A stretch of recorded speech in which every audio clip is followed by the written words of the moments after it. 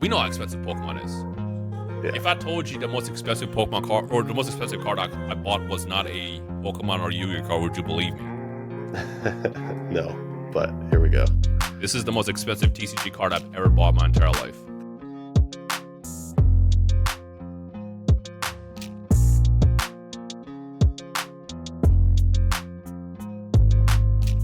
Welcome back, guys, to the PokeRadar podcast. This is episode 16. 15. This is pretty long.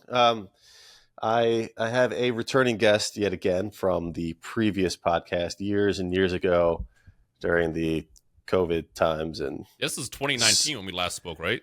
I think so. Yeah.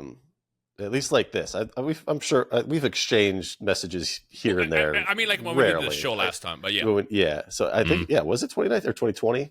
Yeah. So it has to be like 3 years ago. But happy to have you back. We have Rhymestyle. Dino, what's up, dude? How you doing? Thank you for having me. I'm doing good. Just dealing. My dog just got an ear infection right now, so taking care of him, waiting until Friday to go to the vet. Okay. What kind of dog do you have? I got a lab. Ooh. The lab terrier mix. Okay, I was about to say like a pure golden lab, like full on American. He's a bit of a mix. Okay. How old is he? What's his name? Her name? He just turned 9 in March. Buster is his name. Buster. Why Buster? Buster Blader? No, it's kind of funny. My friend actually named him because I remember the way I got him. This was back in 2014. I was walking down on the bay in San Diego, and I had just come from a shelter because I was looking at dogs. I wasn't going to adopt one, but you know how it is. You just go and you never know what happens. But you always end up coming home empty-handed. So I'm walking on the bay after work, and this dog runs after me, and I pick him up. He was like 6 weeks old and super cute. I hand him back to his owner, and the owner's like, I don't know what happened. Like, you walk by, he just darted after you.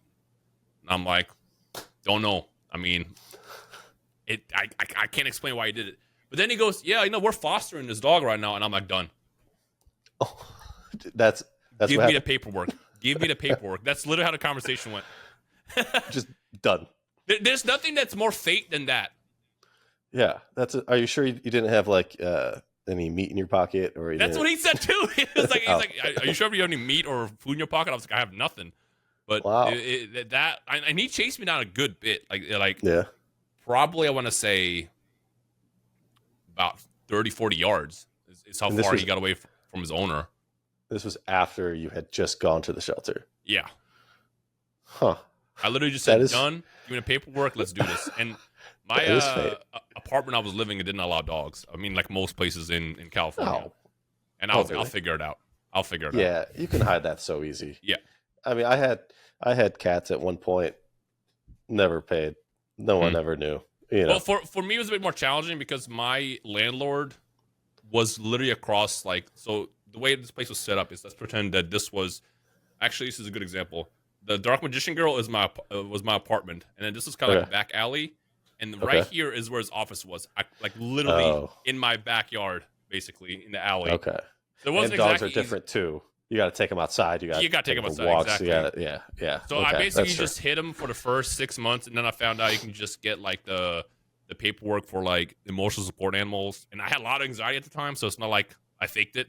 So I'm like, cool. Right. I'm gonna just use this to my advantage, get the paperwork officially, and then once I'll never forget, the email was so satisfying. He found out that I had the dog, and I'm like, oh, I have an ESA.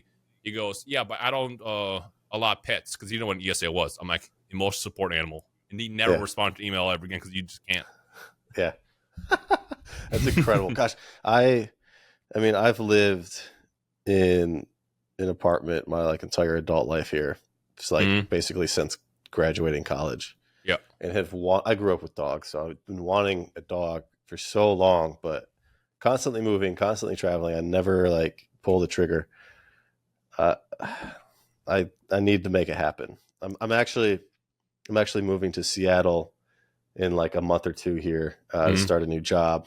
And I'm hoping it's one I'll actually stick with for 4 years, 5 years. So I think this is going to be the time to get a dog. To finally do it, yeah. The traveling definitely is a challenge. And I mean, even just leaving them when you go down to, I don't know, like a day trip or something, it's kind of like, it's painful. Yeah. You don't want them leaving all. And then, of course, when they get sick, it's like your child. I'm just looking at every 3 seconds to make sure he's good. Like, yeah. But it's satisfying. It's very satisfying. Yeah. It's a responsibility, I think, that can like change your life. It's nowhere near a child, I think, but at the same time, it's like actually something that really changes your life. It forces you to stay home. It forces you to make decisions that you don't usually make. The joke my friend always used to make was, you can forget to feed a dog, you can't forget to feed a child. But yeah, I think you'll feel way worse when those puppy eyes look at you, and yeah, or that you just won't get any sleep because they'll bug you until they feed. The beginning stages of a puppy is the worst. They need to go out every 3 seconds. They don't even know why they need to go out, but they just need to go out, and they actually have to go out because they pee every like 2 hours. Yeah. Once you get past that initial stage, it's like all super smooth. Yeah. Hopefully my new place of work, maybe they'll allow me to bring a puppy to work. We'll see. But yeah, I mean, you just mentioned that traveling isn't a big thing. I've never met you in person. Things happen somewhat in your backyard, like Card Party and other cons out in LA. I know you're in San Diego, but close enough where you could make a quick day trip or something to go to these events. Why aren't you going to any of these events? I mean, again, so going back to like how we know each other, and who you are. I mean, you're a large YouTuber. You got over a million subscribers.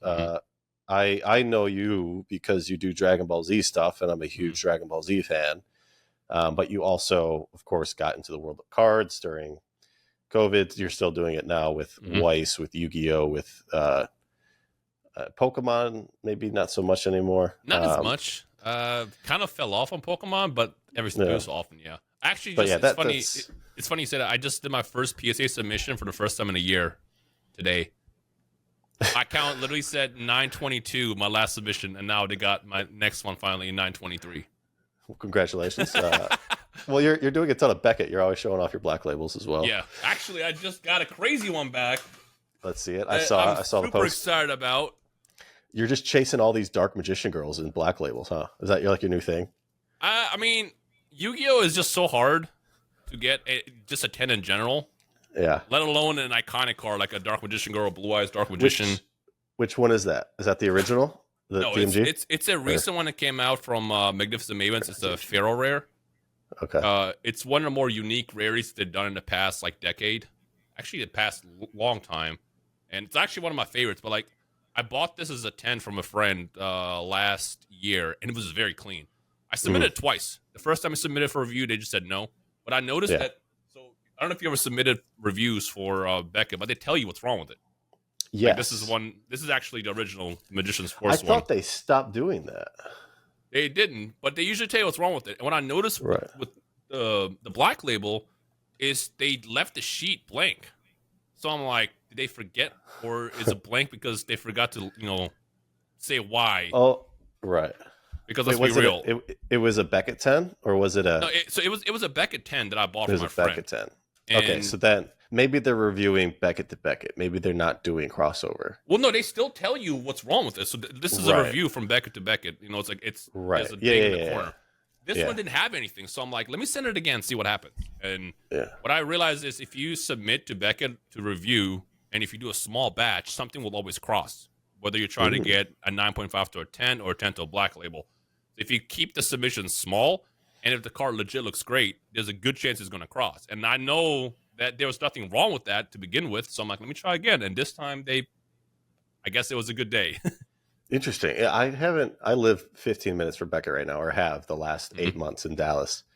I've only done one submission. I have not taken advantage of being this close to them, but maybe with the next, I'm here for another month or two. Oh no, you definitely should. I keep telling a lot of people to review, because it's interesting. So like a lot of people will always say a Beckett 10 is the best grade you can get, but like based on what? You can have a PSA 10 that looks very clean and is a 10. I mean, sometimes, let's be real, PSA will give you a 10 that shouldn't be a 10. I have a couple of 10s that are like clearly 7s and 8s, and it's like, what happened that day? Like a lot of times, if a Beckett 10 is very, very clean, you can number one, cross it to a black label, or like they mean it. But what I also noticed is no one grades it back. Like they get what, like 2% of the volume that PSA gets. Oh, and they're tiny, man. They are yeah, tiny. Yeah, that's the only concerning thing for me. Like I every company has their obviously their screw ups or whatever variation of things that get through, and they also have their leeway for their tens. But yeah, I guess when it comes to like a black label, there's typically a much lower or none of like a mistake because they're really really looking at it and making sure.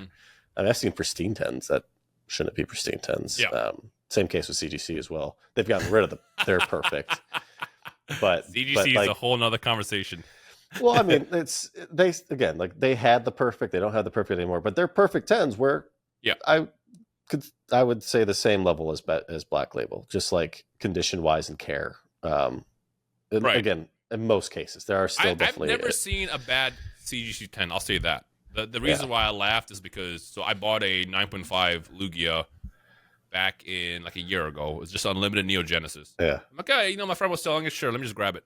That's now a 10, but it's not a 10 because like the card, the issue with the card is fantastic everywhere else. This is not the one, but it's just an example. Right. There's a giant line that goes across the entire middle of the card, and it's very visible. So I'm like, now this is a 10. And I did send it in so I can get the new grade, but it's like, this is of not course, you have 10. to. You have to. Like, yeah, I mean, that's the case with PSA 10s with Lugias. Lugias and the whole Neo, you know better than anyone, Neo Genesis, because that was like your set, that you love that stuff. You had the Lugia, the Typhlosion, that they're just riddled with print lines, and it's like impossible to actually get a real 10. I don't know if you've ever, I haven't seen as many as you have, but like, I'm sure a good solid chunk of those 10s have a print line somewhere. Yeah. Because it's just 100%. Natural with the set. Mm-hmm. But back to the original question, events, you don't go anywhere. All right. How do we get you out of your house to go to a collectible event of some kind, or are you going, like, what gets you out? Where do you go? Do you go to YouTube cons? Do you go to Dragon Ball Z con? What do you go to? Any cons at all, really. The only con I do every single year has been DreamCon, which is hosted by my friends RDC World, and I've been going to that for the past 3 years now. It's gonna be 4 next year. It's actually in Austin now. It used to be in Dallas. Oh, okay. And I normally hate going to cons solely because I just don't like being around large crowds. As weird as it sounds, it just gives me anxiety. I get it. No, I know Car Party just happened, but this is a whole nother reason why I didn't go. I hate LA with a passion. I will do everything in my power to not go. Not because I hate LA people. I hate the traffic. It's the worst. But this was Anaheim. It was right across the street from Disney. It's so that I realized that as it happened. Okay. Because I can do Anaheim. Anaheim is an hour drive tops. I mean, I go to Disneyland a lot. Yeah, LA technically, right? So. Like I did a deal with Whatnot back in July where we had to open some Weiss cards, and I was putting that off for a long time because I just didn't want to go to LA. I think people underestimate what I will do to not go to LA. Yeah, I mean, I don't even live in California, but I feel the same way. So I'll fly into like John Wayne and avoid LAX. I'll avoid as much of LA proper, LA downtown as much as possible. It's just the traffic for me. That's literally all it is. It's like, 'cause I know if I'm going to LA if it's empty, it'll take like an hour and like 50 minutes to get my destination. But usually when LA is normal, it's like 3 hours. I'm like, I don't want to do that. Yeah, that's not for me either. I mean, I learned like the traffic's pretty bad in Dallas here too. So I had to adjust my schedule to like leave super early or super late, whatever it is. Because I get very impatient and quite frustrated with people. So I have a tough time. I have a tough time sitting in traffic. I can only listen to so many songs and podcasts or whatever. as I'm creating a podcast, I can only listen to so many podcasts. Okay, so we just have to get you to a non-crowded, non-traffic area, and then you'll really the big one is you just let me know ahead of time, and then I can just be like, sure. Okay. I also have a weakness of me always saying yes to stuff and then regretting it later. Yeah. But like the reason why I do that is because I know if you I've always been the type of person where it's like, hey, you coming to the party this weekend? I'll let you know. That means no. Right. I'll let you know always means I'm not going to be there. But like, Yeah. if something is planned ahead, I'm always going to say yes. And as the time gets closer, I'll say, I'll let you know. And then I usually end up not going just because I don't really like going out like that. But like, if it's an event that's ahead of time, I'm going to say yes. And if I'm locked in at that point, I'm locked in. I have to go. Mm-hmm. It's just I'm just So always at least an introvert, basically. Okay, gotcha. At least you stick to your yeses. Yes. At the very least. Yeah, I just got back from Japan as well for Pokemon Worlds. Have you been to Japan? I mean, I just feel like that's a place that you would love. I went twice this year. I'm going again What? next month. What? What did you go to Japan for? Just cause. So the first time Okay. I went, it was supposed to be a Konami thing, and they canceled it. So I'm like, screw it. I'm gonna book anyways and just go. I was there for 2 weeks, and then I came back, and I mean, the first time you go to Japan, you just fall in love with the country. So I immediately said, let's go again. So we booked. I think it was like 15 days again, and then so for this one, ironically, it was Konami again. I was supposed to go for Worlds, and last second they had to cancel. For me and another friend, because they would do like a content creator thing, and I was like, well, let's go anyways. So I booked 3 weeks in October. Okay, yeah, Worlds was happening at the same time Pokemon Worlds was happening. It was like a week apart. Well, yeah, I guess it was. I was there while it was happening. I had no idea. Yeah. Okay, that's awesome. Was it hot? I figured. Oh, it was the most humid place I've ever been in my life. You would sweat through. I mean, I went through 2 shirts a day. Could have gone through 4. Like at some point, I was just like, "Oh, like I'm okay with this. I'm just going to be wet and sweaty all day." But so you whatever. grew up in the Midwest, so let me ask you: if you compare it to the Midwest humidity and also the Texas heat, now what are we talking about? Is it that much worse? So because being from the Midwest, the humidity was something that like I was okay with and I'm more comfortable in. The heat here in Texas is so absurd. But it's dry. Yeah, and the sun just like burns you the moment you walk outside. You just feel uncomfortable. At least again to me, the dry heat. I'm so uncomfortable because I'm not used to it at all. Yeah. Like I'm not okay being outside for a long enough time. But it was so hot and humid in Japan, but I was okay with it. I was outside all day long. I was sweating, but I was comfortable.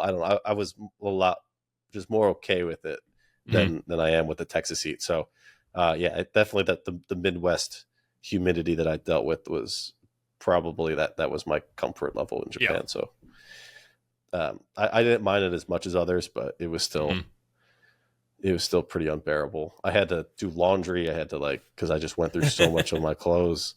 People told me if I ever went in Japan, it would just be unbearable. I'm like, well, I grew up in Indiana, so I'm used to 100% humidity and then 90-degree weather. So it's like, are we talking about the same thing? Because I can kind of handle it probably.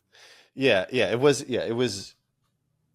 You'd be fine. You just sweat a lot. It's not like a heat where you're like dying, wanting to go inside and sucking all your energy out. It's just making you sweat because it's so humid. It didn't feel like you were breathing in water at some points because it was that humid. It was nuts. but yeah, it was great. I just fell in love with. I started collecting Shonen Jumps with my trip there last. Obviously, I've done Pokemon and I have a crazy Dragon Ball Z score collection. But going to Japan this time, I was just interested in getting like first appearances of Goku and cool covers and Naruto and One Piece, all these things, right? And it was actually pretty difficult to find. So it really, really intrigued me at that point. Where did you go? I went to every single Mandarake. Okay. All 5 or 6 of them. Akihabara, Shibuya, Shinjuku, Nakano, and there's another one. And then, which I figured they would be the ones that have all this stuff. I found a Yu-Gi-Oh! A first appearance Yugi. I found a whole set of Akira, and I found like newer ones like Jujutsu Kaisen and Chainsaw Man and stuff like that. But they did not have One Piece, Naruto, Dragon Ball. They didn't have like the big names. So I'm guessing that they're either getting bought up or they're just hard to find or something. And I went to like book offs. I went to other random places too and asked around as much as possible. Like, where can I get manga or Shonen Jumps? And even at card shops. And they just told me to go to Mandarake. Yeah. So do you know of any other potentials for that stuff? Mandarake is the first thing that comes to mind just because there's so many of them. Right. But it's just a matter of just walking around. What I would recommend next time you go back to Japan, go to Osaka, go to Denden Town. Denden Town is basically, I would say it's Akihabara times 10. Every corner is something. Why did nobody bring this up? I went to Kyoto. I did not go to Osaka. Okay. So I was close, but I missed out on Osaka. Wow. Okay. Like Denden? Yeah. Okay. Just call it Denden Town. Denden Town. When I went to Japan last time, my big goal was to find it was this card I just didn't cross. This was a Dark Magician Girl from 2001. And the first time I went, I bought a perfect one. I remember when those came up like 2 years ago. Yeah. Somebody, it might have been you, or maybe it was Squeaks. I don't know who it was. That found these 3 promo, because there's a set of 3, right? Yeah, there's a set of 3, and then 3 rarities for each. Okay. Oh, there's different rarities. Yeah, so it comes in ultra rare, ultimate rare, and then like the prismatic one. But like the first time I went, I found the perfect one, because the thing about these is they always had like the messed up corners and stuff. You could like see the whitening and stuff. I found the perfect one, and it ended up getting a 9 because it had literally the scores were 10, 10, and then like 8.5 because it had these like random dots. Lame. This time, I walk into the store after like literally spending a week going from shop just trying to find these, and I find they had the whole set.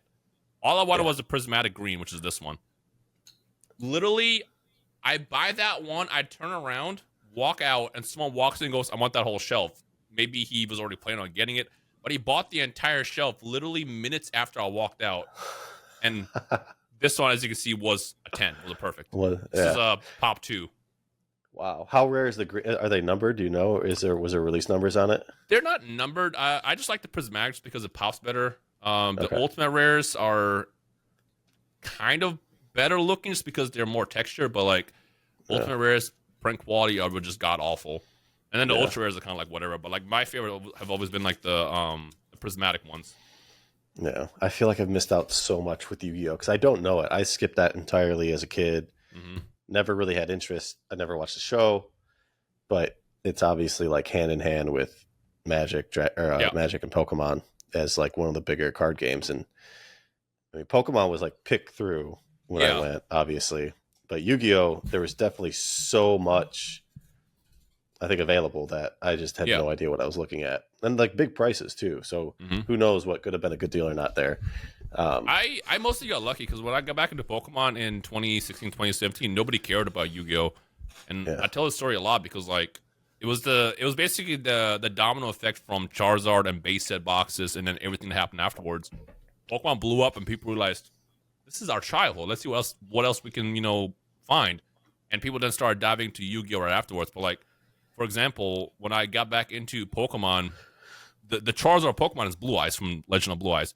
I was buying those up back in 2017 for $50 a card. Mint. Grading them 9s and 10s. Just left. Nobody cared. And I handed them out to my friends left and right. And now it's like, if you have an LOB Blue Eyes that's damaged, we're talking about a 4-figure card just by itself, just because of what it is. It's like finding a Shadowless First Edition Charizard. Yeah. Just overnight. Just a switch flipped and everybody all of a sudden cared again. But for me, it was just like, I grew up with Pokemon and Yu-Gi-Oh! But Yu-Gi-Oh! Was the one that I feel like I spent more time my childhood because I actually like played the game. On top of collecting, Pokemon I would just kind of collect it. And I never really wanted to play the game as a kid outside of the Game Boy game. Okay. I had Ruxin on a couple weeks ago talking about his, just Yu-Gi-Oh! Obviously, but he mentioned, what's it called? Master Duel? That's what your channel's purely, or not purely, but big chunk I'd now. say a big chunk of your focus now is Master Duel.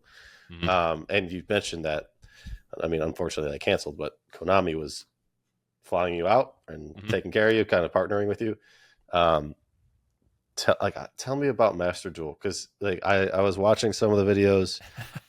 It like I get it, it's the card game, but the board looks like it's TFT in a way. I don't know So what's going on. What is Master Duel? it's so funny because it's imagine it's a sequel to Yu-Gi-Oh. We'll call it that because it's not the same game that we grew up with. Like a lot of people that grew up with Yu-Gi-Oh will look at Master Duel or Yu-Gi-Oh today and be like, "What happened?" But like, Yeah, I get it. It's very intimidating because you see the different color cards. Now you have the blue ones, you have black, you have white. Like, what happened? You know, back then the only colors you had was just the monster cards and then like the purple for the fusions. But the game has to evolve. In any game that lasts as long as it does, you got to figure out how to keep it spicy and getting people to still come back. You know, Pokemon did it. Although I think Pokemon did it much better because Pokemon will introduce stuff like the shiny cards, the shining cards. They'll introduce Delta species, the Gold Stars. They introduce something every couple of years to keep the game fresh and kept people playing. But like Yu-Gi-Oh, what they basically did over the course of the past 25 years is completely change the mechanics around that changes how you completely play. Because back then, when I grew up with it, you set 2-3 spell cards, trap cards, and set one monster, and that's your turn. Now you're like, you grab one card, you grab another from your deck, you summon it, you summon 3, you link, you overlay, and after like 10 minutes, your board is like, the whole goal is to make it so your opponent can't play. So it's not fun anymore. No, it's not. That's like, look, Yu-Gi-Oh players will lie and just tell you that that's not what Yu-Gi-Oh is, but it absolutely is. The whole goal is to build a board that's unbreakable. And while there is an art form in that being fun, because like if you look at the 5 cards in your hand and you see the board that your opponent just built, there is an art form and fun level to breaking it. It's very satisfying. Right. It's way more satisfying than 10, 20 years ago with, you know, attacking the back row and then not knowing what they set. But like a lot of times your opponent would build a board that literally makes so you just can't play. And it's like, cool, I guess I'll surrender. We'll go to game 2. Yeah, it speeds up the game in a way. But yeah, much more intuitive, more complicated, complex, whatever word you want to use. I love when people are like, yeah, but at least not 30 turns. Yeah, 30 turns of fun. Yeah, I'd rather have 30 turns of fun back and forth for 30 minutes than a duel that ends in 2 minutes. It's funny. I just got off Master Duel. I was playing with my friend, and I literally was complaining to him how every duel this morning for me ended in a surrender. I set my board up, and my opponent just leaves. I'm like, what happened? Yeah, that's kind of upsetting. Yeah.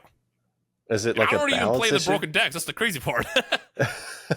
Is it a balance issue? Is it like, are they not banning cards? Are they not? So I think Konami is just doing way too much. So for example, let's look Dark Magician Girl.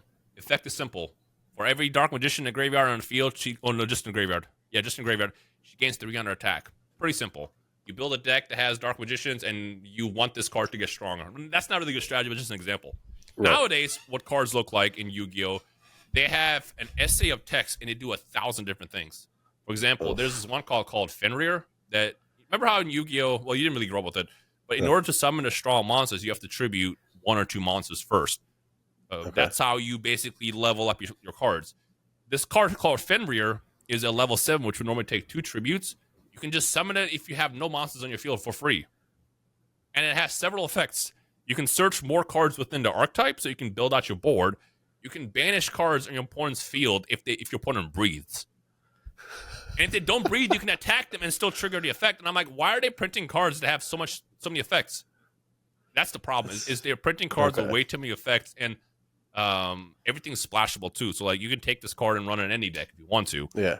So I think that's the problem. Is I think they need to tone back on making everything be playable across the board. But I don't know why they do that. They want that because they want their cards to sell, and that it works.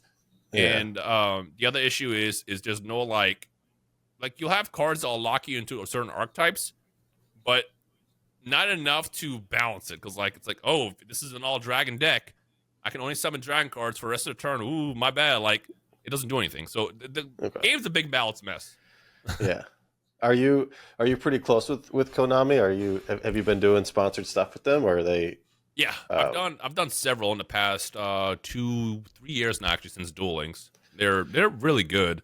I've never talked to the Japan side because the way it works is you got obviously headquarters in Japan for all the games, not just for like Yu-Gi-Oh! And things. Mm-hmm. But like everything that they do outside is basically based on how they do it here. So if I do something with Konami US, it might not necessarily mean that they like that over there, if that makes sense. Right. But Same thing with Pokemon. Yeah. yeah, same thing with Pokemon, Bandai. It's like a norm at this point. And Yeah. I've done a lot with Bandai for Dragon Ball for like the past 10 years. At this Right. point, Japan and Bandai know of my channel and they approve in a way. That's I don't break the cool. rule. The only rule is don't ever use anime clips. That's it. Okay, that's cool. I mean, would Konami ever be interested in like hearing that feedback from you on the cards? I do it all the time, but again, this is what I mean. The issue is like we can send them all the feedback they want in the world, and Yeah. Japan, end of the day, gets final say. If Gotcha. we all gather around and say, "Hey, do this," they'll have great information, but then Japan can be like, "Cool. Anyways, we're gonna go do this over here." And it's funny because recently they had this whole meeting for a shareholder meeting, and they're trying to figure out how to get more people to play the paper game and how to solve it. I literally emailed them. I'm like, "Hey, I will gather whoever you need. I will gather the Avengers for you right now. We can get on a call. We can give you all the information you want." Nothing came from that. Konami US was like, "Yeah, that's a good idea," and then nothing else happened. But again, it's all because what home says is what you have to do. Right. Do you know what the turnout was like for Worlds? Great. That's the thing. Right now, the physical card game is played more than ever, and I think they were mostly disappointed because they probably want more. Yeah. That's the thing. It's like Yu-Gi-Oh's far from dying. It's growing more and more, and the turnout every single year at YCS has been insane. And, but I guess they just wanted to grow more. Yeah, and I'm sure they're like closely comparing themselves with Pokemon, which is a tough comparison to make. Because I bet, I mean, if the Pokemon people knew that Yu-Gi-Oh! Worlds was happening, a good number would have shown up just to see what it was like. And but I had no idea. I didn't know that they hold both so close to each other either. I've never I asked Ruxin Phil for the first time. Like I had no idea. Like, do they even hold a Worlds? I didn't even know how big the card game was. And if it happens in Japan every time, or if this was a first year thing for them in Japan, I don't know. So yeah, that's interesting. That's really cool though that you've been able to tie yourself so closely to that. I mean, it's a lot of people kind of go back and forth whether or not they would want to be sponsored by Pokemon, not sponsored. Like, what's their idea situation for that? Because Pokemon's super strict with their stuff. I assume Konami is the same. Oh yeah. With how you go about posting videos, if they send you cards or whatever, the timing on all that. So depending on obviously your own situation, whether or not those limitations can affect you or harm you more than they would help you. So yeah, my only rule for any kind of sponsorship is I have to like your game and don't let me do things differently. The second you tell me, hey, you can't do this, you can't do that, I'm like, all right, well then I guess I'm just gonna go do this on my own. Then I don't really need you here. Right. That's just always the mentality I've had about it. Yeah, and I mean, you've been posting a video every day, right? For what year are we in now? 7? We are almost at 10. Almost at 10. And you've really gone a video a day, if not 2 for a little bit, right? Yeah, I did 2 for the first half, and then I toned back. I think like year 5, I started doing only 1 a day. Yeah, because you have Rhymechan, your second channel, which is a little bit smaller for like purely cards, but Rhymestyle itself that was built off of DBZ, right? That was like the main thing. And I noticed you're still doing things with Dodo Doya. Yep. Right. He's kind of been your. I mean, has he been the guy you've grown up with in your YouTube life? Yeah, both him and C Reacts. Yeah. Okay. I don't see. I guess I mean, I don't watch a ton of your stuff, but I see a lot of Dodo Doya. So that's really cool to have like that relationship kind of continue throughout all these years to build together and do the same thing, similar thing. I asked you this before 3 years ago, but are any of them interested in Dragon Ball Z cards, or are they just you guys? Because you guys play the app game. That's kind of been lesser now, but you're also doing like Tenkaichi, right? And the fighting games mostly right now. But are you guys all? I don't see you post Dragon Ball Super cards, Dragon Ball Z cards. So like Dotto is actually a funny story with me with the card game. He's a moron, by the way. So I don't know if you open Dragon Ball Super cards that much. No, but it used to be one secret rare per case, and the case is 12 boxes. Dotto one day calls me and goes, "I'm not doing more boxes anymore. I hate that they increased their rates." I'm like, "What do you mean?" He goes, "I pull like 4 boxes and I pull 4 secret rares," and I'm like, "Bro, it's 1 in 12 boxes." And he goes, "What do you mean?" I'm like, "It's one.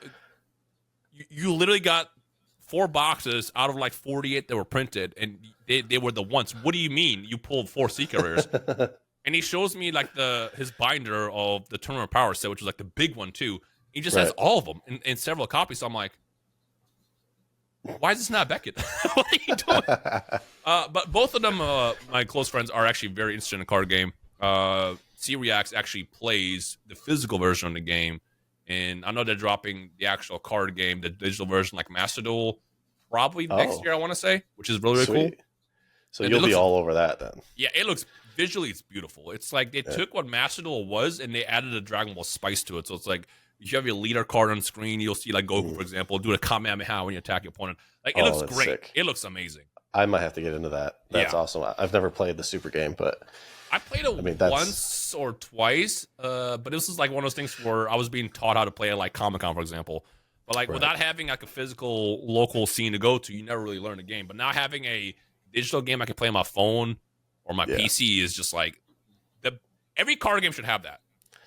Yeah, I mean, Pokemon, they had it. I don't know if they killed it, if they're creating something new, but... So they killed the original one and they added a new one, which I don't know what the difference is. And I played it actually for a while back in 2017, and then I kind of fell off on it. Yeah, it's odd. I don't know why they don't... I wish that they would implement kind of like the more real life, the physical cards into a digital format where you can buy and open packs and trade and do all that stuff, but... I think it's... No, they do have that. They have that. They do?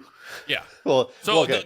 I guess I'm looking at it from a business aspect of like being able to buy and sell and all that stuff. I think it would be a lot of fun because Magic used to be that way quite a bit. I don't know if they still are, but... I now remember what kept me from the Pokemon digital card game. It was only available on the iPad for some reason. And I'm like, why is this not an iPhone? I'm not buying an iPad just to play a card game. You can make apps only for an iPad? I didn't even know that. Yeah. And I think the new one that just came out recently now is available on the iPhone as well. But okay, I know if I download it, I'm going to fall down a void that I don't want to get into right now. Yeah. You got enough apps and games you're playing. Like we talked before when I restarted the podcast to bring you back on, and I just kind of like pushed you down my list, unfortunately. But I recently had dinner with Chris Sabat, however you pronounce his last name, the voice of Vegeta, Piccolo, Yamcha, 1,000 different other characters. And your name came up.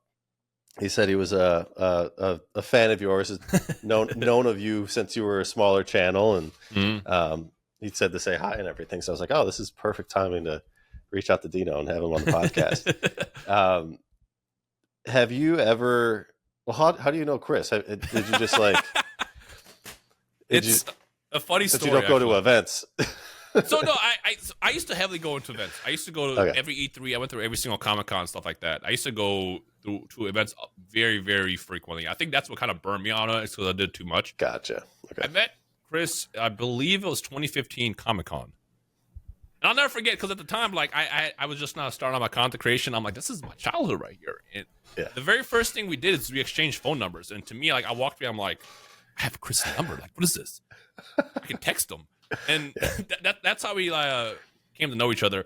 But the big flex I like to tell my friends sometimes is I was one of the deciding factor that helped pronounce Super Saiyan Rose correctly. Because I'll never forget, they were recording Dragon Ball Super. Chris just calls me up randomly and just goes, hey, is it Super Saiyan Rose or Rose? And I'm like, I can decide this right now. It's Rose. It's Rose. Like, make sure it's Rose. But I could have told him anything. Yeah. But yeah, that's incredible. We've kept in touch a lot since that Comic-Con. He's a great dude, and He's Yeah. the type of person where I feel like I can call him up and he's just like, will help me out with anything that I need. Yeah, Very good dude. yeah, he was super nice. I mean, I just met him, and Mhm. he was at a Collecticon, and I happened to buy a Dragon Ball Z score collection at Mhm. the show. So I was like, I'll just go get a bunch of stuff signed. There was Broly, uh, I forget his name, but then there was Sean Shemmel, Goku, and then Chris as well. Mhm. So I took a bunch. I got a ton of cards signed. It was a lot of money.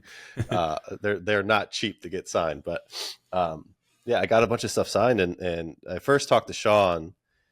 Obviously, my businessy relationship type gears were turning. So I was like, Sean, like, I want to buy stuff from you from your Dragon Ball Z days, and what do you got? How can I work with you? And Mhm. he was cool. We had a great conversation about stuff. I got his assistant's number, so Mhm. he's a little harder to get to. Mhm. Um, and then I went over to Chris afterwards, and started talking to him about stuff. Just like, yeah, huge Dragon Ball Z collector. I got all these cards. I collect anime cells, like all this type of stuff.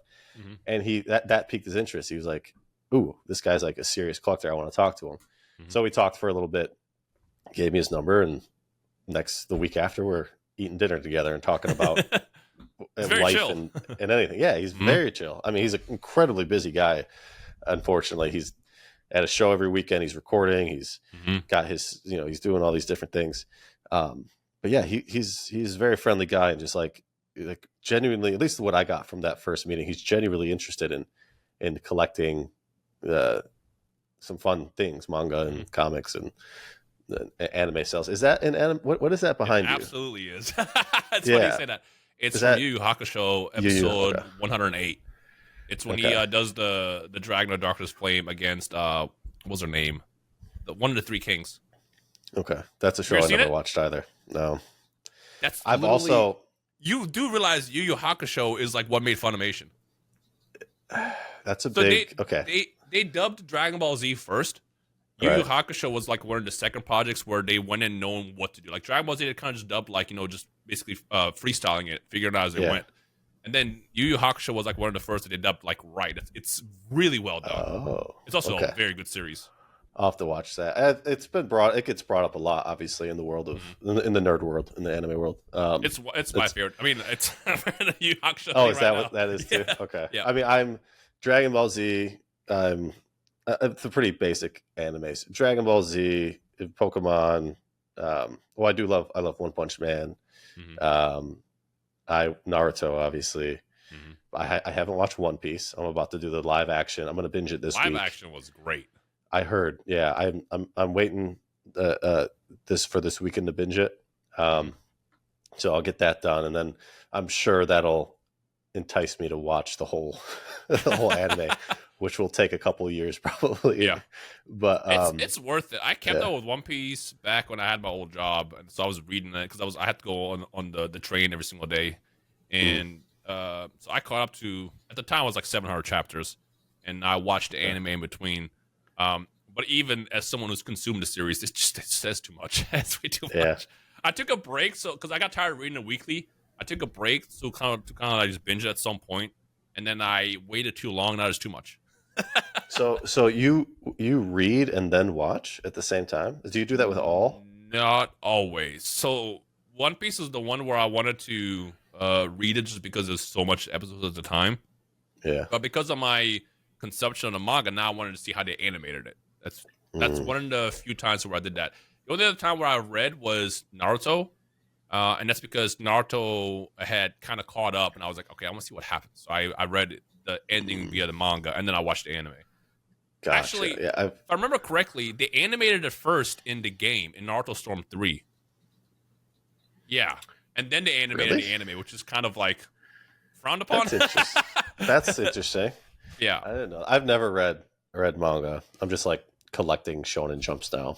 hmm Maybe that'll make me switch over to that. But um, yeah, that's kind of upsetting. I'd be upset as a Naruto fan if I'm like playing a new game and it just spoils everything. Well, it didn't really spoil it. Like the thing about the Storm series is they made it look so good.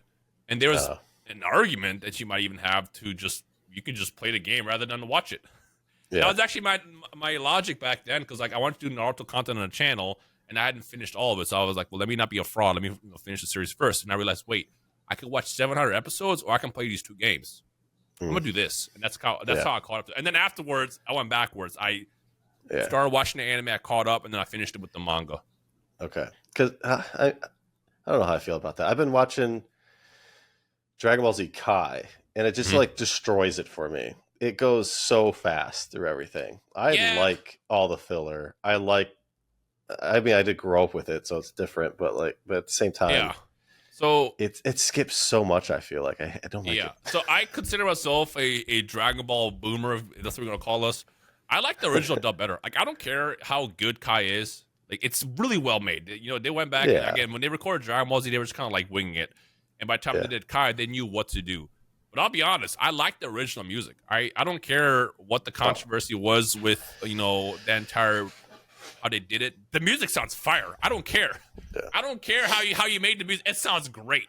And when that music comes on, when they're doing these face-offs, it's just maybe it's just a nostalgia or how I grew up, but like it hits just right. And when I go back and watch Kai, I'm like, well, the voices are great, but it's missing the music. I can't do it. Can't do it. It's also missing the blood and the good stuff. Well, that's the censored version, but yeah. I guess, yeah. Oh, did they make a Kai version that was uncensored? So Kai came out on Nickelodeon originally. That's why. So they took out all the blood and everything. But originally, Kai was more violent than Z. But then again, I'm also only saying that because I grew up with like kind of the censored version of Dragon Ball Z. So they like left out a lot of points. Like I remember when they fight Guldo and Namek and Vegeta cuts his head off. They never showed that when I grew up, but he gets beheaded. But I guess the big one for me is the music. Okay, that's true. That's definitely a big part of it for sure. Takes away like that build up hype. So do you know why they added the music? The music was added because American kids the attention span had to be like captured. So originally when they were just standing there in silence, they're like, we got to get these kids to pay attention. They played the music. And whether or not, I guess I proved the point because I paid attention more with the music. I don't care. It was good. That's all that matters. Yeah. It was good. Well, I mean, look at kids now. The only TikToks people watch have like 5 different screens going on. You got to watch this game going on. You got to watch the clip. You got to look. Yeah, it makes sense. I guess they weren't wrong. all of our attention spans are ruined now. It's just getting worse and worse and worse. Mm-hmm. So have you? I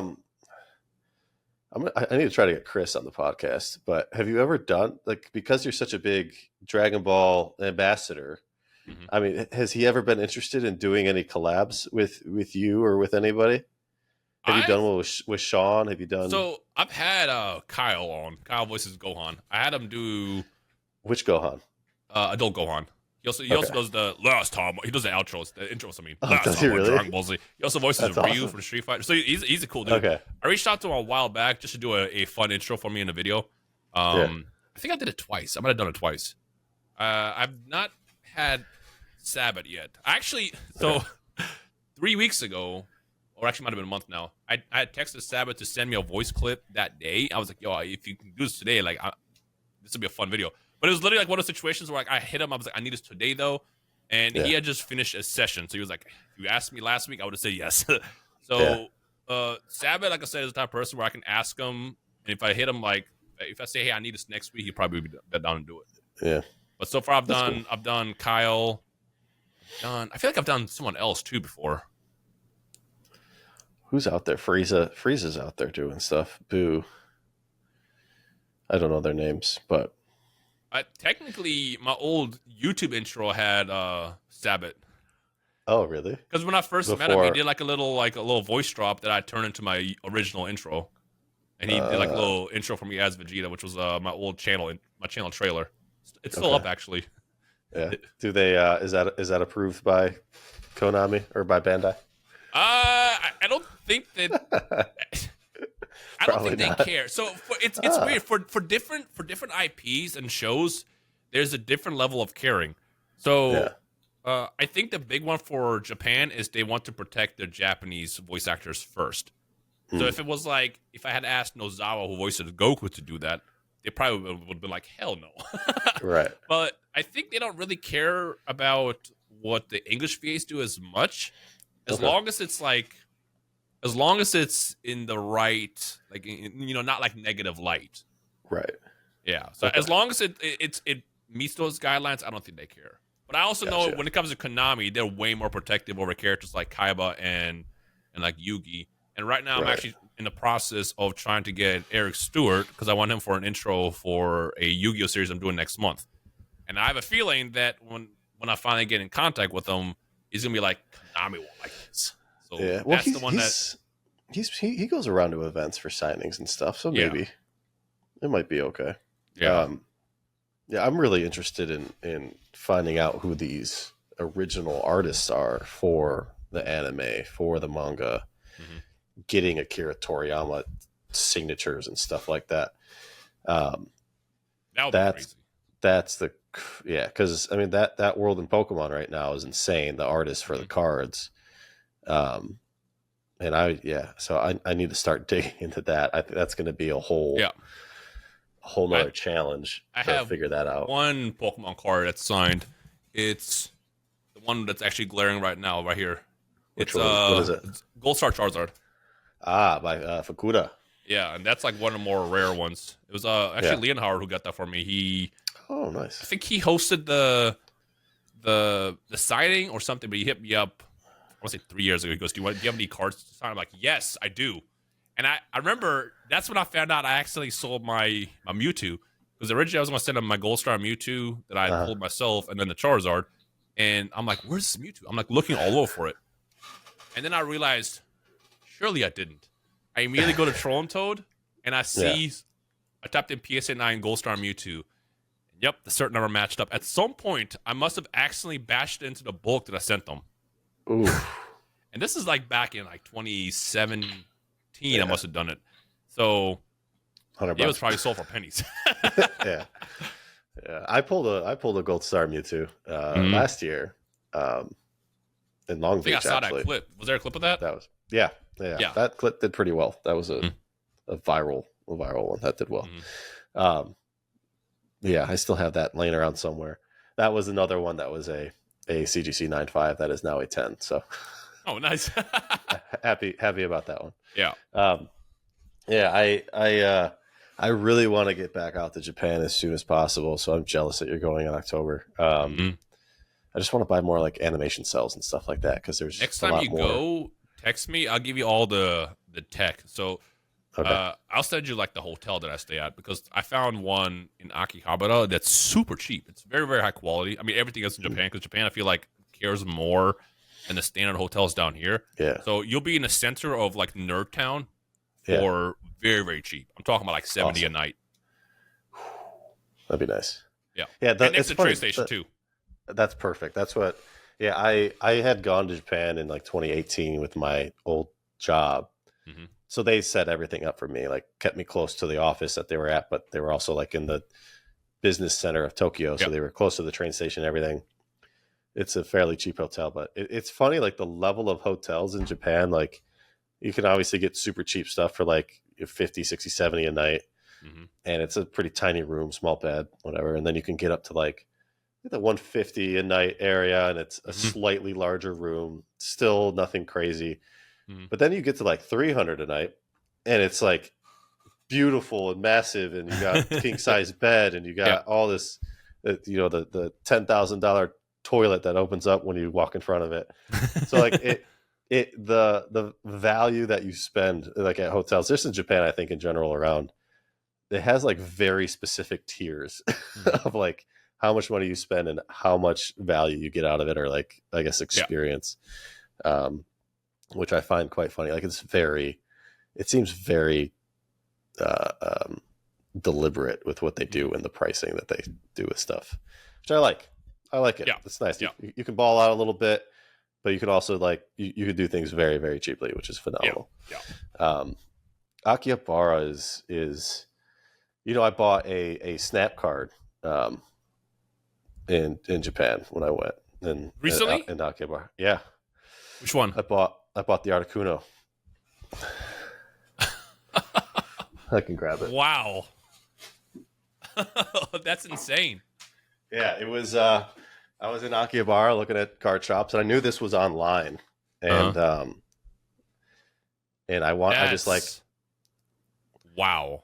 I asked them to take a look at it, and they only wanted to take it out if I was serious about buying it. Well, first they only wanted me to take it out if I was buying it. Yeah. So I was like, I'm not spending this much money if I can't look at it first. Yeah. So they let me take a look at it. Like I showed them my Instagram. I'm like, hey, I'm a serious collector, blah blah blah. Like, Yeah. and they let me look at it, and it was too good of a deal, so I went for it. What I love But about then I also bought this one just recently as well. wow. So now Like I the got fact two. that you have two is crazy. It's insane. It's I never would have like imagined I'd own one of them. Now I got two of them. What I love about Japan is how they treat cards. And Yes. people, I think here don't understand this, but like they treat cards over like jewelry. I'll never forget. I was at this place called Clove Base, which is in Akihabara. It's like right across the train station, and this is the first Yu-Gi-Oh shop where I found it was serious. Like when you walk in, they had a Black Lotus just sitting there on sale for like 6 million yen. They also had the very first Blue Ice right next to it, like it's like super glass, bulletproof, not bulletproof, like Yeah. fancy like glass case, also listed for sale. I walked in, I was like, yeah, can I just see? It was actually this card right here. Can I see this Dark Magician Girl Dragon Knight? And they'll literally will put on gloves. They'll bring out the little cloth tray, Yep. put it on top, and they'll be like, there you go. I'm like, Yep. They set you up with the light, with the nice light lamp to take a little, look at it. yeah, little magnifying glass. I love that. It's like, it's literally, they treat it like jewelry. Yeah. Here you go over to a card shop, can I see that? They just like toss it. I'm like, yo, relax. Yeah, like this one, they took me to the back, like Yeah. behind their curtains, and like had a bunch of people there with me to look it over and make sure I was like, offered me water and stuff. And Yeah. it wasn't like a fancy. It was like a traditional card shop. It wasn't like a fancy one with like super nice displays and everything, but it was a very clean, good card shop. So it was a great experience. I love going out there. I mean, that's the thing.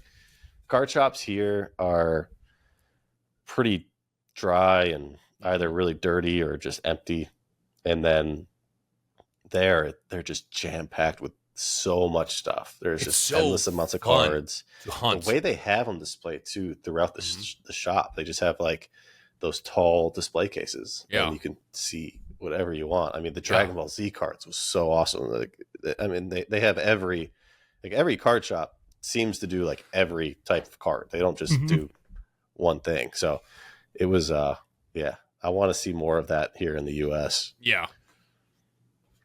I also feel like, not to diss the U.S., I feel like Japan can do that. It's like over here, if you have a card shop that has a first edition 10 cards that's sitting out there, it's going to get robbed. Yeah. Like, yeah, it is. And that's Definitely what blew a big my cultural. mind when I went to Clove Base, and just you literally walk in, the very first thing you see is just a Black Lotus staring at you right next to the first Blue Eyes. It's like, this is just here. Yeah. Yeah, it's definitely a big cultural difference too. So that's a little sad to think about, but it is true. Very true. So as far as Dragon Ball Z and your channel, I mean, is this I remember a conversation before. You're very content with just like doing your own thing. You're consistent with what you like doing. You're not like trying to do anything crazy, flashy, or different, or you love playing your game. You love hanging out with your friends and doing it. Is that going to be the continued Rhymestyle for the foreseeable future? Do you have any? I would say yes, because one thing that I have always kind of like wanted to build a channel on is just casual gaming. Again, what I think I said is exactly word for word last time we talked, but like I like recreating the idea of you just get home from work, school, whatever, you hop on the couch, you play games.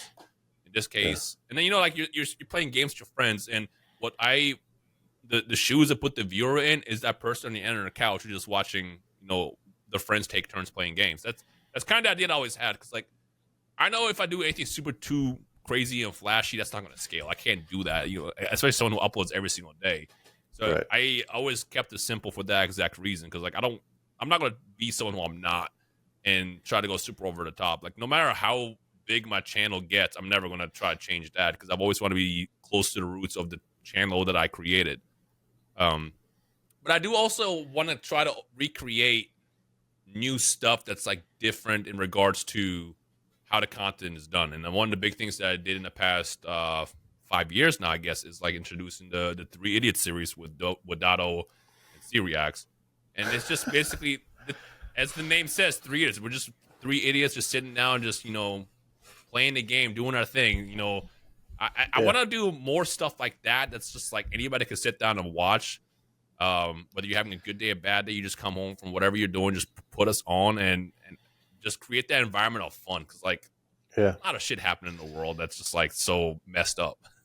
I mean that's a thing that I discovered YouTube on. I don't watch them anymore, but I assume they're still kind of all doing videos together. But there was the Vanos crew that did a lot of GTA stuff.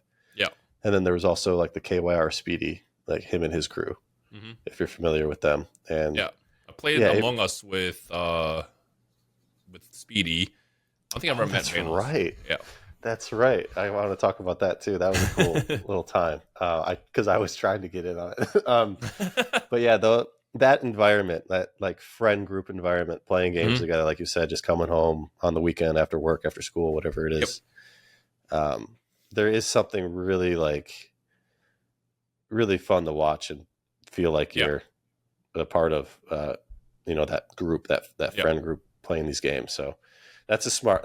I mean, I don't know if it's still like crushing for them. I assume it is, but I think that's a trend or a style for gaming videos, at least, that I feel like will stick around for a long time. Something else also like recreating is like the Saturday morning cartoon. And yes. So like right now what I try to do a lot is I like to do old school 2005 Yu-Gi-Oh duels, for example, with my friends every single like Saturday or Sunday.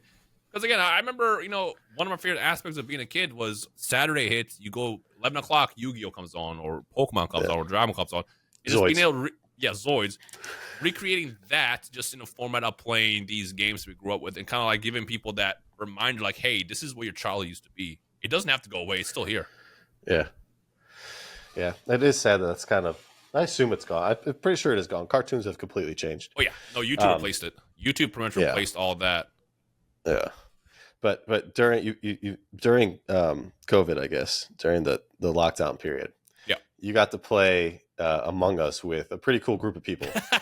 And I remember I was like, Dino, you got to text me next time you need, like, if you need another person, someone leaves, you got to text me. Because it was Pokemon, it was Logic, it was KYR Speedy, it was Disguised Toast, right? It was Speedy like wasn't in that one. I played with Speedy like a year, 2 years ago in a second group that I met later. That original group was even crazier. So it was 2 sets of Among Us sessions. The first one was with Ninja, and that was the day when I don't know what happened, but I just kept getting imposter. And this is before they had like mods and stuff. But I kept getting imposter, and it was. And I think I got imposter like 7 times in one game in a row. And every single time, like, Ninja realized that I was the one who had it, and he was just like, it's him! Like, put him off! And I still managed to somehow get everybody to vote him off instead, even though he was right. And then he ended up, like, doing, like, a whole rage quit thing, which was hilarious. But it was, like, literally a month later, Logic texts me, and he goes, I'm about to go play Among Us with this group. And he sends me the group. It was Valkyrie, Pokemon, it was Corpse. It was that whole crew. It was like the main crew that was playing Disguised Toast, Sakuno. And he texted me, goes, this is going to be hype. I'm like, have fun, great. And then literally the day off, he texts me, goes, hey, my wife doesn't want to do it. Do you want to do it instead? I'm like, absolutely. Yes, absolutely. That sounds fun. And then I remember PewDiePie joined, Mr. Beast joined. Oh, that's right, they did. Yeah. Tommy at some point joined. It was just like the most insane Among Us session that I've ever seen. Yeah, it was like little pillars of Twitch, pillars of YouTube, pillars of entertainment. It was Jackson, the guy, really cool. was there too. And then I got hit with the ultimate karma because I, in 7 hours, got imposter one time. Once. Yeah. Once. That's no fun. And it's deserved because what happened when I did the game with Ninja, literally like it was 7 times in a row. And this time it was 7 hours once. The only reason why I played that long is because I wanted to just get a good imposter round one time. It just wasn't happening. Right. Yeah. And then the worst part was when I finally got imposter, I was so eager about it that I blew my load and just got caught immediately. Yeah. That happens. That was such a fun time though. Like I obviously it sucked for a lot of people. Yeah, like, right. Such a fun time to be a nerd and a lover of streaming and video games, and like that Among Us stretch. It was like 6 months, 8 months. It was so much fun to watch. It was so much fun to watch those guys. So it was cool. Like I was really happy to see you like a part of that for a little bit. It made it more enjoyable for me to watch. I was like, oh, I know Dino. This is awesome. And then I was like, give me. but yeah, that was really cool to watch, man. That was a lot of fun. Are you still streaming at all? I know you've always kind of been in and out of streaming. Yeah. So I went on this big kick where I streamed for like 2 years straight, where it was like every day. And this is recently. And then I went to Japan and I realized, hey, there's a whole world out there again. The problem was me doing 2 videos a day for the first 5 years in a row. The second I toned back to one video a day, I realized, wow, I have time to do stuff. Because even when I became officially full-time and I quit my original job, 2 videos a day was a lot. Like it was to the point where I would wake up at like 8, 9, and then by 8, 9, I'm done. It's like, I'm not doing anything. So that's why I cut back on it. And I started streaming, just kind of dabbling. And it was just here and there, just whenever I felt like it. But then I really tried to like go all in. And the problem was now I'm back to the same feeling I had back in 2014, 2015, where I'm just always just basically working. So I would do my daily content and just go live for like 6 hours. And I'm like, I need to stop doing this. So it wasn't until I took this first trip to Japan where I realized there's a whole world out there and what it's like not to be working 24/7, where I kind of got a chance to breathe again. I'm like, let me tone back on that. So now I'll just only go live when I'm in the mood or when I want to play some specific games with friends. But the last 2 times I went live was 1 month ago and 2 months ago. All right, monthly live streamer now. There you go. That's not on purpose. Like I was intent on going live, but like again, like it just varies with what I want to do with my time. It's like I could be live right now, but then I would miss doing this podcast. I could be live right now, but then I miss, going to the movies or doing this, doing that. And I think something that anybody needs to do, try to do more, is kind of get more time for yourself. Because like if you're just constantly working, regardless if you love it or not, well, especially if you love it, you are going to burn out. And that is something that a lot of content creators hit and don't realize until it's way too late. Yeah, but would you attribute a lot of your or part of your success to that insanity, to that grind? Oh yeah, absolutely. Like it's something you kind of have to do. Well, yeah, absolutely. I think most people would have to do. To get to a really solid point with content. I mean, I'm back to working a 9 to 5, and doing the podcast is kind of it fills up a lot of extra time too. But I could quickly destroy my life as well, which I kind of did, but I want to get back to it. But a reel every day, a clip every day, doing all the extras with the podcast to really help it grow and get more exposure. And I was doing that just fine. It was good, but it sucked away every waking minute that I had outside of work. So, I'm building up all that content to have readily available, but I'll just hire somebody, I think, to do it, because I have the 9 to 5 and can pay for it. That's the big key for me right now is I did it all on my own in the first 8 years. Yeah. Like I'm no editor. So I recently had gotten an editor about, I want to say a year ago now. Yeah, about roughly a year ago, I finally got an editor. I had someone who would edit every now and then, but it was like very here and there. But this was like the first time I had like a consistent editor. And I just added one last week for the Dragonball content. So it took me this long to get to the point to accept help. Yeah, that's amazing. It wasn't a matter of like accepting the help, because I mean that was the first hurdle. But then the big hurdle is you gotta like, it has to make sense monetarily. Like if you are paying an editor and a thumbnail person and the video is generating not the right amount of money, it doesn't work. You gotta make sure that the money each video generates is more than you're paying for the thumbnail and the editor.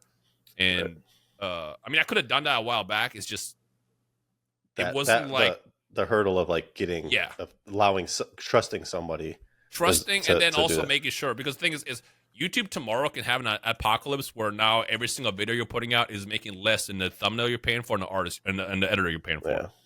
And I think that was also a big fear factor that I always had is like, what if I finally get editor now and then ads just die? Everything collapses. Yeah. What if the algorithm changed and the videos don't get enough reach, or they, that was always like the big fear as well. Yeah. Yeah. I mean, it like, as far as like for me, YouTube wise, it makes zero sense to do that because I don't make money off of this in any way. Get a couple thousand views. Like it barely covers my the monthly fee for this software for whatever. But yeah, because I have that 9 to 5, some extra funds, I could just do it to help with time. But yeah, it's amazing how, I mean, a lot of my friends, you included, that are full-time YouTubers have been for a long time. It's like a surprising amount of time that it's taken them to hire editors and hire people to do that. I think mostly it's that mental block of trusting someone. Because I have that with cards. Like I can't hire somebody to help me ship or anything because I just I need to do it myself. I don't want someone else to screw up or steal anything, but I don't want someone to screw up because then I'll really I'll get pretty upset about it. And so that trusting aspect is a tough thing, especially with YouTube. I mean, you spent so many years building up your brand and your style. How do you implement someone else into your style? It's really difficult. So that's good. I mean, it's good for your mental health. It's good for your business too. You can scale hopefully as well, adding team members, and maybe you can get back to 2 videos a day at some point with more editors. Maybe in December. December is when the revenue goes up. There you go. Yeah. So that's also a big thing to consider as well. If you want to create that Rhymestyle corporate, just take over the world and have 10 channels instead of 2. Yeah. Speaking of second channel, I probably should upload a second one. You did not too long ago. 10 days was what I saw. I used to do it daily on that channel. And I think the big factor for me was COVID, just because COVID happened and everything shot up. Yeah. I remember I used to buy Neo Genesis packs for $60 a pack. And I'm like, well, this is not going to make profit, but if I buy 60 packs, I can get 10 pack, pay $600. That's, you pull something hype. That's worth it. Yeah. But then it turned to like 1 pack is $600. And I'm like, I guess I'm not doing that anymore. Yeah. And the rate that they were releasing new sets, and most sets were always just ass. I'm just like my interest died fast. But I found the world of Weiss. Weiss Schwartz is just, it's got me by my scruff right now. I'm just like, it's because it's the perfect storm. I don't know how much you know about Weiss Schwartz, but Weiss Schwartz basically picks up every IP that doesn't have a TCG.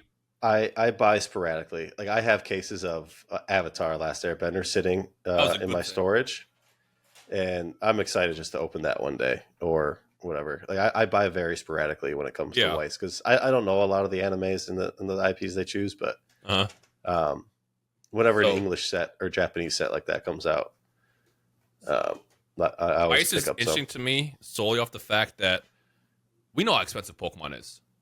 Yeah. If I told you the most expensive Pokemon card or the most expensive card I bought was not a Pokemon or Yu-Gi-Oh card, would you believe me? No, but here we go. This is the most expensive TCG card I've ever bought in my entire life. There it is. Gem at 10. That's the bunny girl. Mai.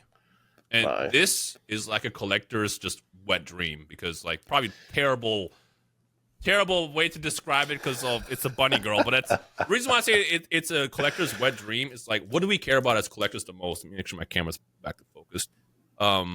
It's the scarcity of a card. Right. We care about pop reports. If there's a billion of a card, we don't care. If there's a one of a card, we love it. That's why trophy cards are great. The story of this card is insane. So Weiss Schwartz releases trial deck cards, which is basically a special rarity you get if you buy like the starter decks, and then they release like the regular SPs and the secret rares that they release in the booster set. This was a trial deck card that was released with the starter decks. Oh. So what happened was they accidentally released this in the booster set. So where normally this would already be super scarce, they released this in the booster set, so it was kind of like more widely available. So what they did is they said, "Hey, sorry for our mistake. Anybody that has this card, because they released that card by accident, they forgot to release the main one, which was basically their equivalent to Charizard. It was like a very playable card. And imagine this being Blastoise.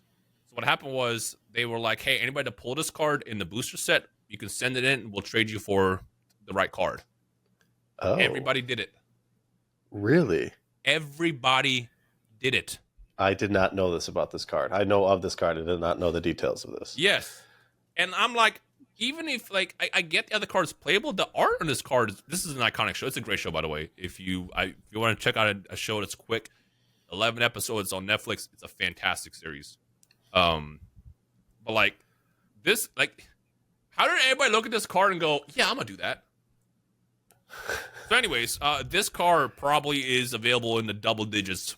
Period. Of like third, like period. I'm just talking like, about an existence. Oh, that's how many were sent in. Yes. Oh. Yes. That's why this card is so expensive.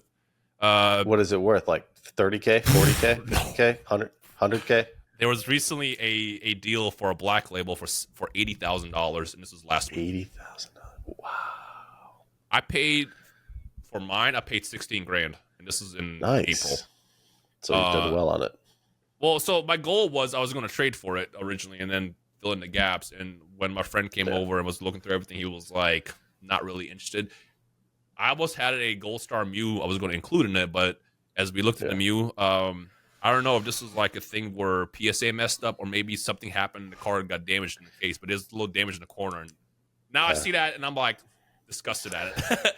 But it ended up just being a pure cash buy. And now I have it. This is Pop 12, I think, in PSA. BGS, there was 3 black labels, and I think like Pop like 10 in general. And then any card that still exists that's not graded is not graded for a reason. So what people are doing is they're passing around, they're cracking 9.5s out, trying to hit 10s, and they're not hitting any more 10s. Basically, the 10s that exist are the ones that are graded. It's super low pop. That's awesome. And the boxes are very expensive. That's what you opened up for the Weiss event that you did, right? You opened up a case. Scammed. You got nothing? What, you got scammed? Like for real? Or just like...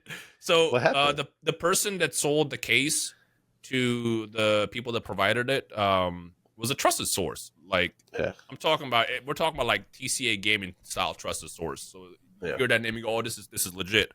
So they bought the case. They opened 3 boxes there. No hits. So it's like, cool. We'll just save the rest of the boxes for something else, which ended up being that event. And then we did that stream in July. We opened it and hit nothing. You're supposed to hit at least 2 SPs, with the possibility of being this one too. Right. Hit nothing. So that sucked. I mean, good news is everything we were doing in that stream was we were going to give away. So whether or not we pulled that card, we're going to give it away. So it's not like anybody like lost money out of that, except for us, I guess. But it is what it is. But yeah, just unfortunate. It's the perfect. Oh, one more important thing about this. They lost their license to this set. Oh, really? So one thing that like Weiss cards do is they have like the signatures of the VAs. They lost their license to Bunny Girl, so now I think I have one next to me. Actually, I don't. Actually, wait, I do. Now, what they do is when you get a Bunny Girl card in the later set, they just have a stamp like this. Similar to what they did with Avatar. So that's when I say it's a perfect storm. It's like this is the only time that a signed card printed. Yeah. So even if they reprint this tomorrow, it won't have the signatures. Gotcha. And what they normally do when they reprint cards, which is very rare to begin with, instead of having a gold signature, it'll be like a silver one. Okay. Huh. So yeah, if you're a collector, especially if you like the series, this is the card to own. And sales-wise, in the past like 6 months since I bought mine, PSA 10 sold for I think $25,000. This is like 2 months after I bought mine, and then the big one recently was for $80,000 for a black label, which is just nuts to me. Yeah, that's awesome. Weiss needs a competitor, and I wonder if that'll happen. They need a lot of help. Weiss Schwartz is interesting to me because like they're so niche. Yeah. And I'm talking about they have Attack on Titan. They have quintuplets. They have Overlord, which is a great series. They have Avatar. They did JoJo's Bizarre Adventure. Well, They have all these big oh, names. they did JoJo's. That's cool. Yeah, it's the thing. Nobody knows. Nobody knows the stuff. Yeah. And I feel like I know every time I show off these cards, whether it be on social media or on videos, people always like, they have a TCG for this. It's like, no, it's all the same TCG. It's just there's so much there. I feel like once more people realize how much Weiss Schwarz actually covers, it'll be way bigger than it actually is.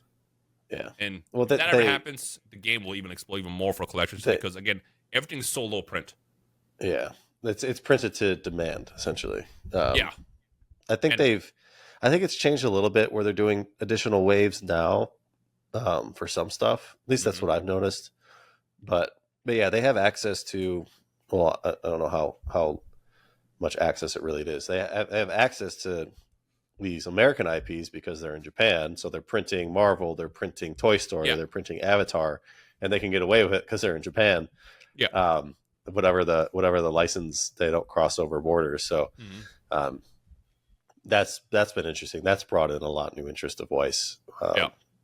And I don't know how long that'll exist or if it'll forever exist or what, but yeah, I feel like a competitor for Weiss could do wonders for that whole game in general.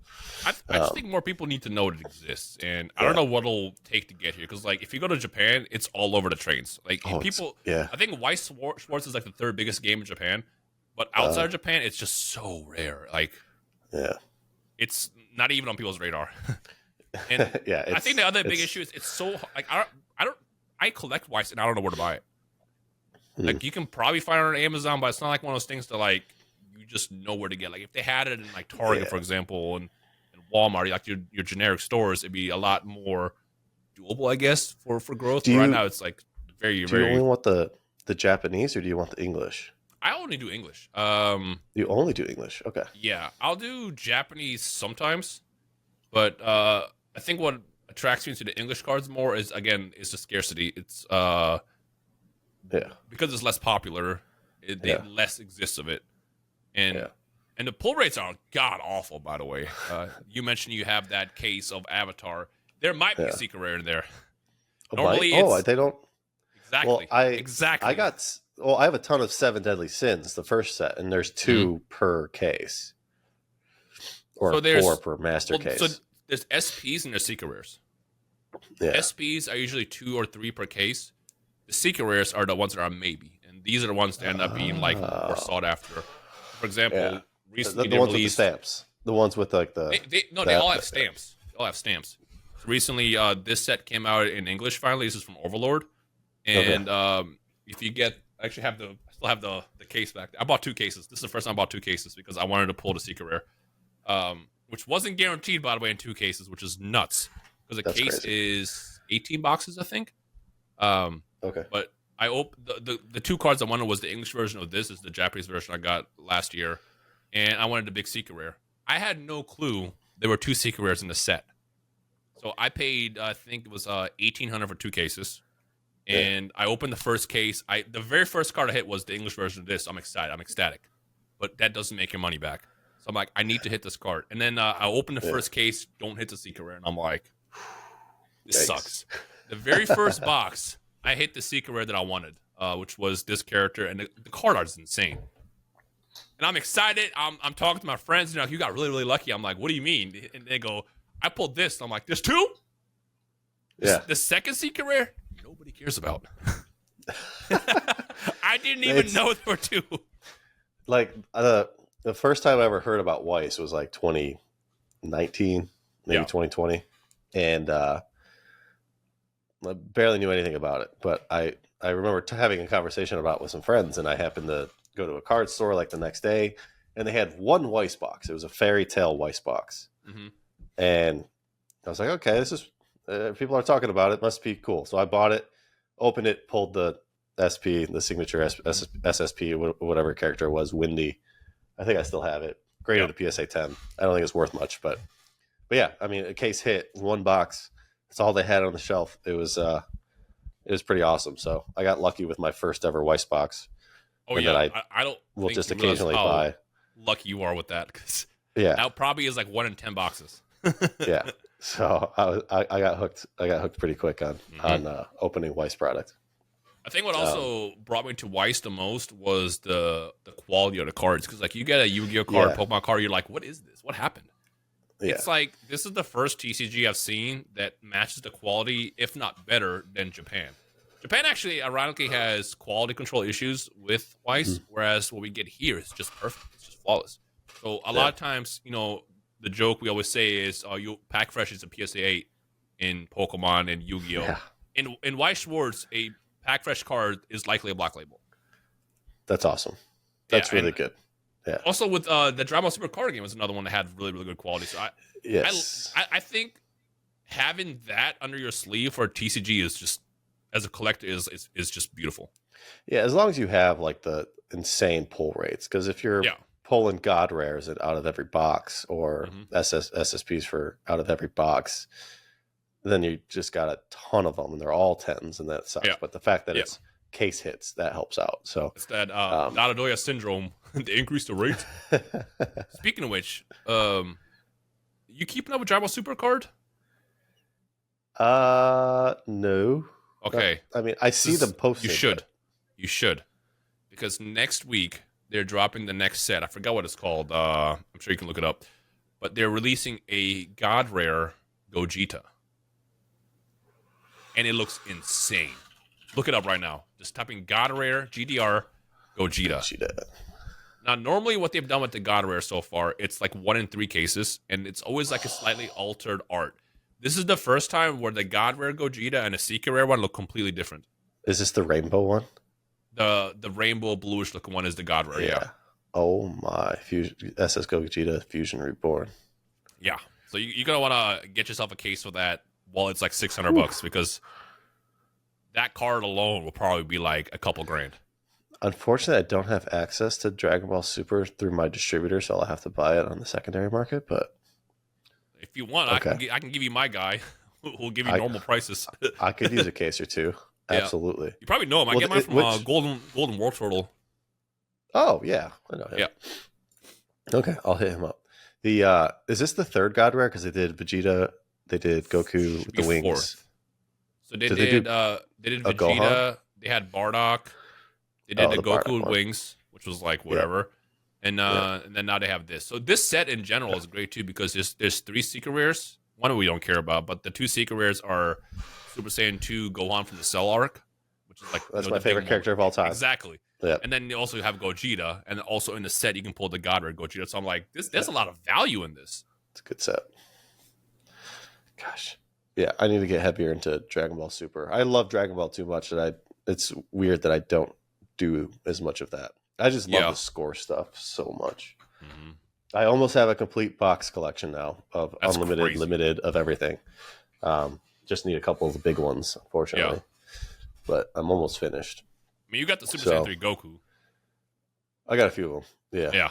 The big one. I just bought the limited edition box. So I got the unlimited and limited now of Buu Saga. So I'm staring at some theme decks right now of Buu Saga where you can pull it. I open them up periodically, but I need to stop. So I have a friend. His name is Nanogenics. He had one of those original boxes that he just had on the shelf for years. And I remember one day I get the notification opening a box. Now, my eyes lit up. I'm like, please don't tell me you did it. And I look at the video. He opened the box. Yeah. And to this day, we still talk about how he regrets doing that. I'm like, I don't know why you did that. I don't know why you did that. Well, the one he opened, I have one of or two of now, but I recently bought a collection of like 17 boxes. I got some graded ones now. He opened up Cell Saga. Yeah. This is the best set of score. Yeah. Because they have these ultra rares. Those are sick. Yeah, they're incredible. So, but yeah, are you excited for the new Tenkai? Is it Tenkaichi? Tenkaichi, yes. Tenkaichi. None of us saw it coming. I'm someone that is in the loop with like games that are about to get announced or that are being worked on. Like I don't know like all the details, but like I'll get hints every now and then when something's happening. Yeah. Like before Fighters came out, I was I saw it. I saw Fighters and kept that a secret for like 6 months. But like Tenkaichi was that game that even Bandai could have told me they're working on, and I wouldn't have believed them. Is this another Budokai? Yes, basically. So I think the greatest Dragon Ball Z game of all time, or most loved or renowned, is 3, right? Budokai Tenkaichi 3. Budokai Tenkaichi 3 and Budokai 3. So Budokai 3 was the 2D one. Yeah. Tenkaichi was like the one that puts you in like the 3D arena, basically. So that was kind of like the most beloved Dragon Ball Z fighting game, or maybe Dragon Ball Z game of all time. Yeah. Just because of the character roster, the graphics, playability. The character roster, the visuals, it felt like a Dragon Ball game. Yeah. And that came out in 2007. And ever since then, they have never made a game that was on par with those games. You know, they made stuff that was like similar to it, but wasn't like quite the same spirit. I think Xenoverse was a fantastic series where for the first time in like a decade, they actually kind of captured that same feel that, you know, gave us in Tenkaichi. But the difference between Xenoverse was it was more about creative characters where you get to be in a game now. And I feel like that was kind of took away from it. But Tenkaichi being announced, it's like you're bringing back a series that came out in 2007. Or 2006, technically, 2005 with the first, second, and third. But it was like massive. And they're not just high taking expectations. The name. Yeah, because the thing is they used the Tenkaichi name once, and that was in 2011 when they gave us Ultimate Tenkaichi, which is supposed to be a very, very dumbed-down game. It's basically just QTEs the whole time, where you push a button that pops up. You're not really fighting. You're just watching them fight. Because I think at that point they were trying to simplify games so anybody can play them, and they didn't want them to be too complicated. And I think that was a mistake that they made with Dragon Ball games. But them announcing Tenkaichi, and from the 2 seconds of visuals that we saw, it looks and feels like what the original Tenkaichi series was. So as long as they stick with that formula, and obviously they make it, you know, modern with an online mode that works, this could easily be the best and biggest Dragon Ball game ever created. Yeah, and that's one of their bigger, maybe possibly their biggest revenue stream is the video games. Yeah, and I mean, I've always wanted another Super Smash Melee. Yeah. Yeah, and like we'll never get it. So that's exciting. That's really cool. I'm just mad that they literally just dropped it in between, because they do this thing called Dragon Ball Battle Hour, which is every March, and it's just basically like 2 days worth of just Dragon Ball like stream content that they do in Japan. And they did this in between. I think they had like a card tournament. They had like the tournament for like the mobile game, stuff like that. And then in between, they just randomly just dropped this trailer without anything. Because last year, they had all the big announcements at the end of the stream. So we all were expecting that same thing. This time, they finished one event and they just flashed it on screen. Like if you look at my reaction video to it, I'm literally organizing cards. I'm like trying to be like, what is that? Like are they doing like a collection or something? Because that would have been hype too. And literally the second it changes and you see the updated graphics, my eyes just go, there's just no way. All of us, like, this could have leaked and we would have never believed it. Yeah, that's awesome. That's exciting. I'll probably have to. Yeah, I'll definitely hop on that. Start playing again. But yeah, that's awesome, man. What about enough? I mean, we're at an hour and a half already, but enough nerd talk. How's the life? How's the family? Are you married yet? You got your. No. Well, you've had a long time relationship, right? Yeah. I see her in your videos, and what's her name again? Kayla. She's got a YouTube channel too, right? I don't know. Yeah, if she's, and like, she actively recently posting, started streaming as well too. Oh, cool. How's life? You guys? It's great. I mean, again, the biggest change in my life in the past couple of years was just learning to live and go outside. I mean, as I said, I think one of the reasons why I don't like going to events is because I was just so used to always just staying in and just working 24/7 on content. So like I'm just it sounds so weird. I'm just now learning to do all this, to take trips, to plan stuff out where I go to Japan for 3 weeks. Like I'm just now in the mode where I'm doing these things, because like I realize, what's the point of just doing work 24/7 where you're not really like living? Like you're a zombie at that point. Yeah. How old are you? 35. 35. Okay. Yeah. So you've been doing this a long time. That's good, man. I mean, it's good to get to that point. I mean, it's obviously you can't just go out and do that if you're not successful and spending 10 years of your life grinding to get to that What's point. The point? So, What's the point? Right. So like now you've hit that point, right? You've hopefully done well for yourself, where you're able Mhm. to spend your money that you've earned Yep. on these trips and do it with your girlfriend and explore the world a little bit. And Mhm. I guess taking 10 years to figure out how to get 3 weeks ahead is also a helpful thing too.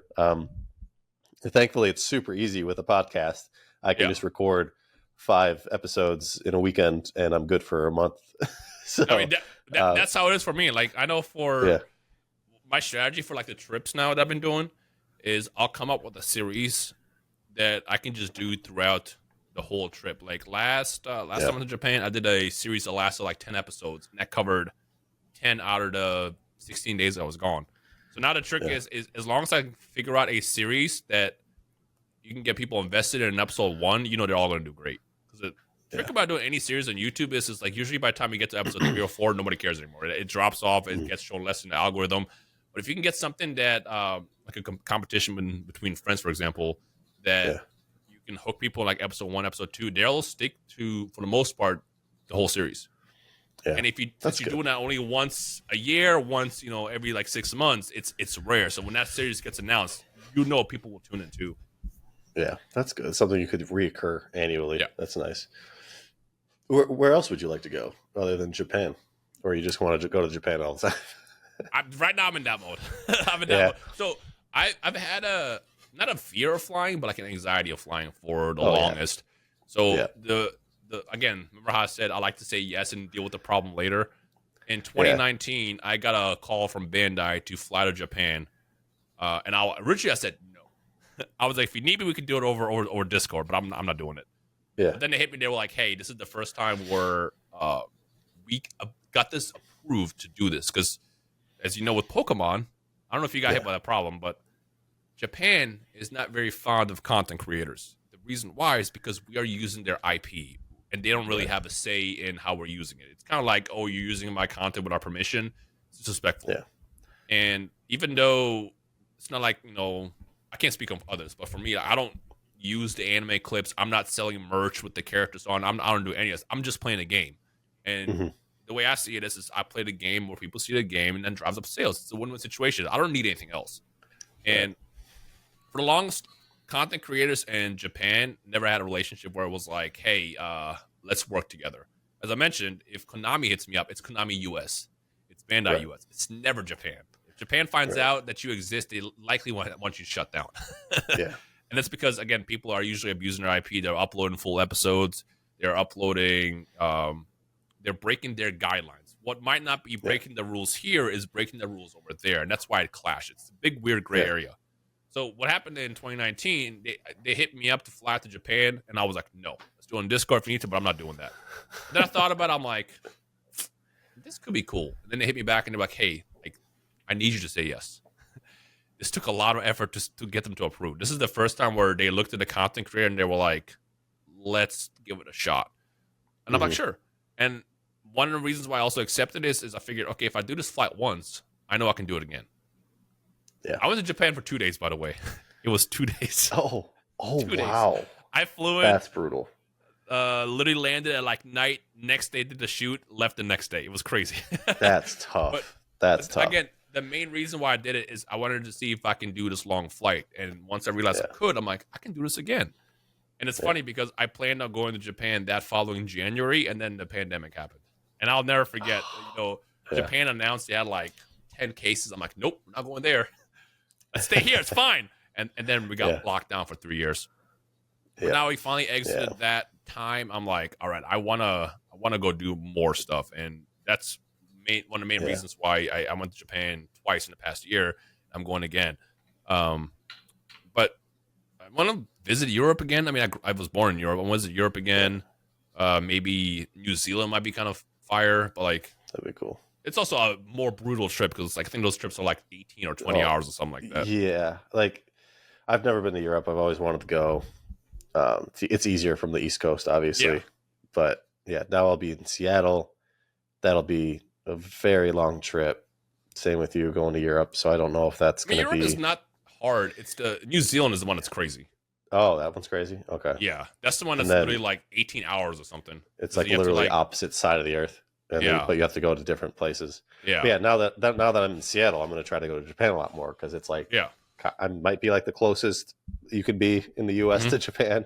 I think it's So I'm 10 excited. hours for you. Yeah, so I'm excited about that.